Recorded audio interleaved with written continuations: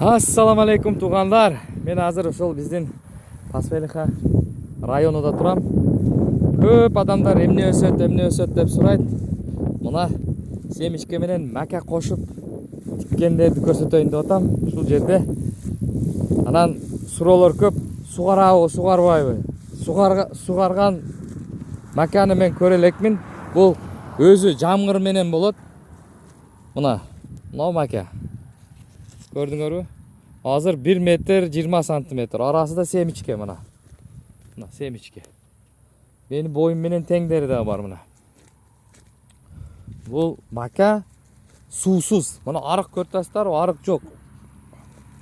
6 айда мака суу жок эле, сугарылбай эле өсөт. Анан сугат жерлер деп адамдар суроолорду көп берет да. Түшүнүк жок биякта андай сугат деген түшүнүк жок. Мына чөптү карасаңыздар, жолдун жээгиндеги чөп. Бул тизеден эмес. Бул кайыш байлай турган жерге чейин. Туугандар. Адамдын белиге чейин келет.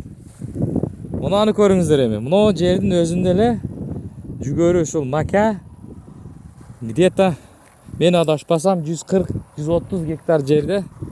Мына жерден баштап, ана жерге мына дарактардын нар жагына чейин.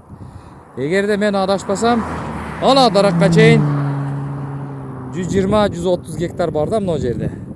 Эгерде нар жакка өткөн болсо, анда биякта 500 гектардай мака бар. Ушул 500 гектар маканы кимдин акылыга батат ушул сугарат экен деп. Бир дагы ок арык жок, бир трактор баскан жолу жок. Шуну мен айтып кетет элем.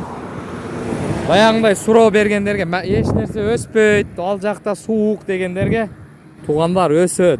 Мына ушул мака. Мынау хлебороб деген айыл. Бул айыл биздин райондун жанында турган. Ушул мака өсөт. Анан мака өссө калганыны өзүңүздөр уже билип туруп эме кылсаңыздар болот да. Эмне өсөт экен?